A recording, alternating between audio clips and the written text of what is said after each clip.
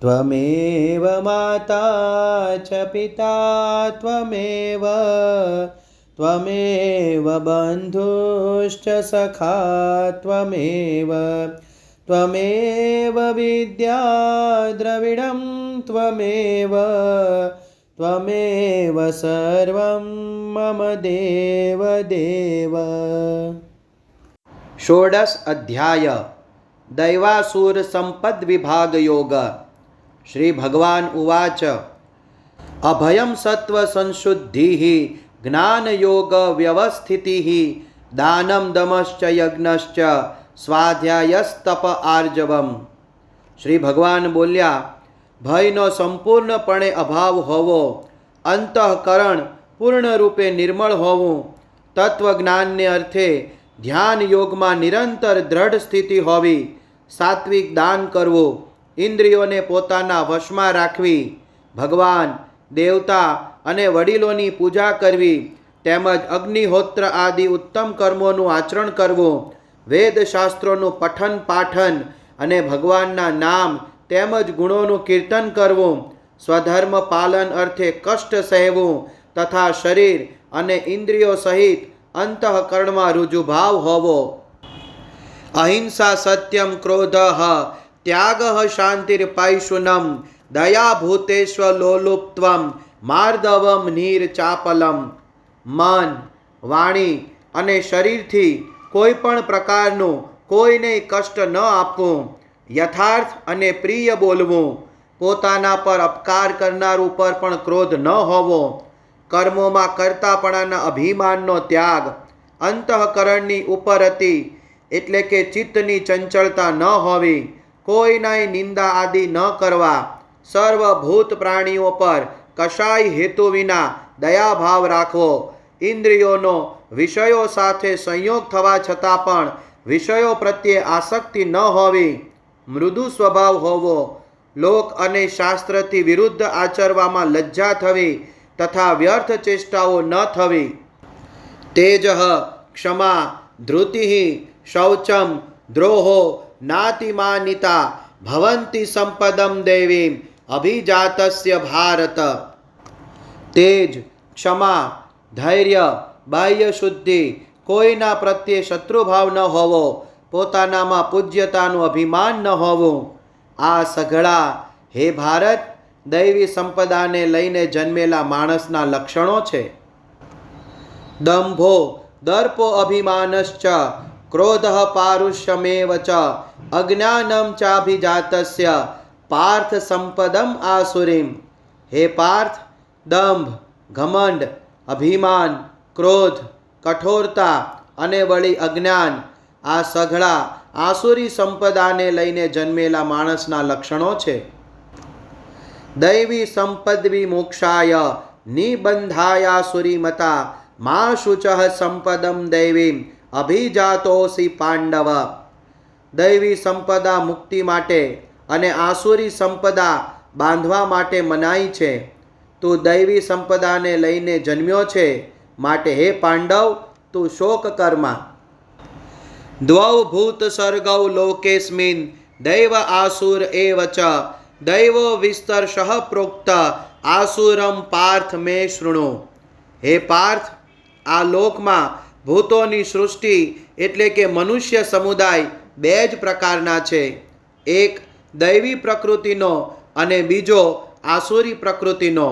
એમાંથી દૈવી પ્રકૃતિના સમુદાય વિશે તો વિસ્તારથી કહ્યું, હવે તું આસુરી પ્રકૃતિના મનુષ્ય સમુદાય વિશે પણ વિસ્તારપૂર્વક મારી પાસેથી સાંભળ। પ્રવૃત્તિમ ચ નિવૃત્તિમ ચ जना न विदुरासुराः न शौचम नापि चाचारो न सत्यम तेषु विद्यते। आसुरी स्वभावना माणसो प्रवृत्ति अने निवृत्ति आ बेयने नथी जाणता, माटे एमनामां नथी तो बाह्य आंतरिक शुद्धि होती, नथी श्रेष्ठ आचरण होतुं के नथी सत्य भाषण पण होतुं। असत्यम प्रतिष्ठम ते जगदाहुर्निश्वरम अपरस्पर संभूतम किम मन्यत काम हेतुकम। आसुरी प्रकृतिना ए माणसो कया करे छे के जगत आश्रय विनानु साव असत्य અને ઈશ્વર વિના આપમેળે માત્ર સ્ત્રી પુરુષના સંયોગથી ઉદ્ભવ્યું છે, માટે કેવળ કામ જ એનું કારણ છે. એ કામ સિવાય બીજું શું છે? એતમ દૃષ્ટિમ અવષ્ટભ્ય નષ્ટાત્માનો અલ્પબુદ્ધયઃ પ્રભવંતી ઉગ્ર કર્માણઃ ક્ષયાય જગતો અહિતાઃ. આ મિથ્યા દૃષ્ટિને આધારે નાશ પામેલા સ્વભાવના, મંદ બુદ્ધિના, સૌનો અપકાર કરનારા ક્રૂર કર્મી માણસો માત્ર જગતનો નાશ કરવા માટે જ સમર્થ હોય છે. કામમ આશ્રિત્ય દુષ્પુરમ દંભમાનમ અદાનિત્વાહ મોહાદ ગૃહીત્વા સદ્ગ્રાહાન પ્રવર્તન્તે શુચિવ્રતાઃ. દંભ, માન અને મદથી ભરેલા એ માણસો કોઈ પણ રીતે પૂરી ન થનારી કામનાઓનો આશરો લઈને, અજ્ઞાનને લીધે મિથ્યા સિદ્ધાંતોને પકડીને તેમજ ભ્રષ્ટ આચરણો ધારણ કરીને સંસારમાં વિચરે છે. ચિંતામ પરિમેયામ ચ પ્રલયાંતામુપાશ્રિતાઃ કામ ઉપભોગ પરમાં એતાવદીતિ નિશ્ચિતાઃ. તથા તેઓ મૃત્યુ પર્યંત રહેનારી અસંખ્ય ચિંતાઓનો આશરો લેનારા, વિષયોને ભોગવવામાં તત્પર રહેનારા અને આટલું જ સુખ છે એમ માનનારા હોય છે. આશા પાશ શતૈર્બદ્ધાઃ કામ ક્રોધ પરાયણાઃ ઈહંતે કામ ભોગાર્થમ અન્યાયનાર્થ સંચયાન. આશાના સેંકડો ફંદાઓથી બંધાયેલા એ માણસો કામ ક્રોધને પરાયણ થઈને વિષય ભોગોને અર્થે અન્યાયથી ધન આદિ પદાર્થોને ભેગા કરવાના પ્રયત્નો કર્યા કરે છે. ઈદ મધ્ય મયા લબ્ધમીમમ પ્રાપ્સ્યે મનોરથમ ઈદમસ્તિદમપી મે ભવિષ્યતિ પુનર્ધનમ. તેઓ વિચાર્યા કરે છે કે મેં આજે આ મેળવી લીધું અને હવે આ મનોરથને પાર પાડીશ. મારી પાસે આટલું ધન છે અને હજી પણ આ થઈ જશે.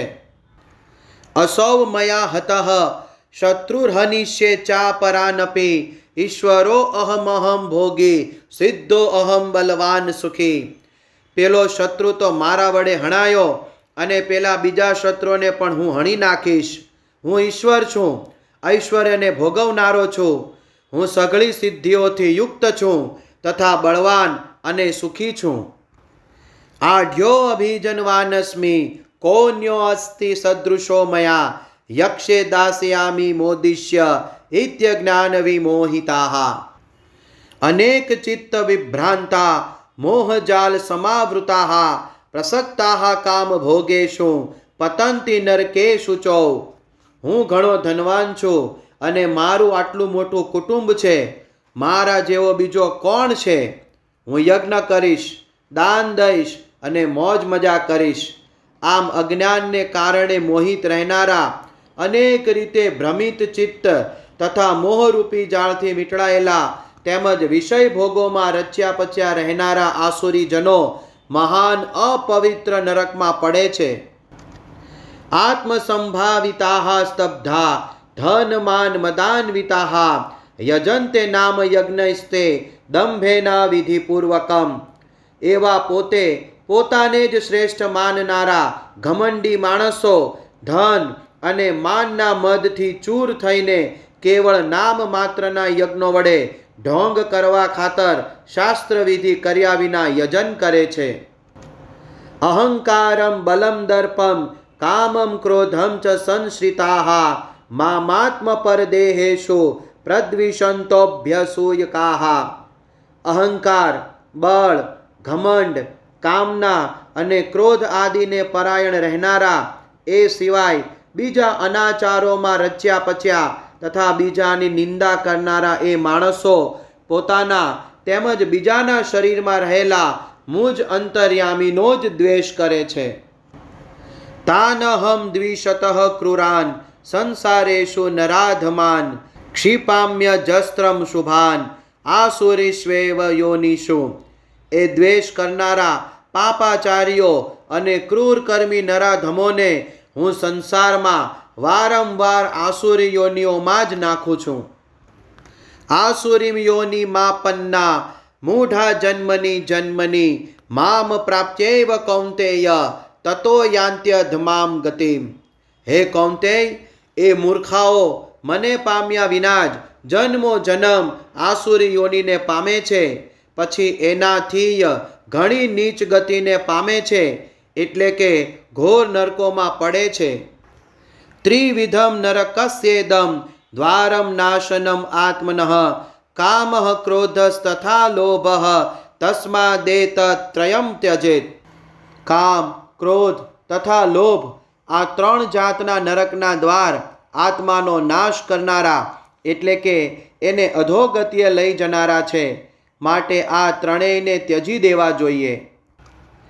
એતૈર્વિમુક્ત કૌંતેય તમોદ્વાર્ય સ્ત્રીભીર્નરઃ આચરત્યાત્મનઃ શ્રેયસ્તો યાતિ પરામ ગતિમ. હે કુંતી પુત્ર, આ ત્રણેય નરકના દ્વારોથી છૂટેલો માણસ પોતાનું કલ્યાણ આચરે છે, માટે એ પરમ ગતિને એટલે કે મને પામી જાય છે.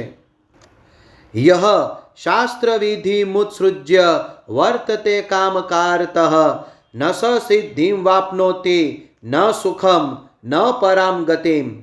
જે માણસ શાસ્ત્ર વિધિને છોડીને પોતાની ઈચ્છા પ્રમાણે મન માન્યું આચરણ કરે છે, એ ન તો સિદ્ધિને પામે છે, ન પરમ ગતિને કે ન સુખને. તસ્માત શાસ્ત્રમ પ્રમાણમ તે કાર્યાકાર્ય વ્યવસ્થિતો જ્ઞાત્વા શાસ્ત્ર વિધાનોક્તમ કર્મ કર્તુમિહાર્હસી. આથી તારા માટે આ કર્તવ્ય અને અકર્તવ્યની વ્યવસ્થામાં શાસ્ત્ર જ પ્રમાણ છે એમ જાણીને તારા માટે શાસ્ત્રવિધિ પ્રમાણે નિયત થયેલું કર્મ જ કરવા યોગ્ય છે. ઓમ તત્સદિતિ શ્રીમદ્ભગવદ્ ગીતાસુપનિષત્સુ બ્રહ્મ વિદ્યાયામ યોગશાસ્ત્રે શ્રીકૃષ્ણાર્જુન સંવાદે દૈવાસુર સંપદ વિભાગ યોગો નામ ષોડશો અધ્યાય. દૈવાસુર સંપદ વિભાગ યોગ નામનો 16મો અધ્યાય સમાપ્ત.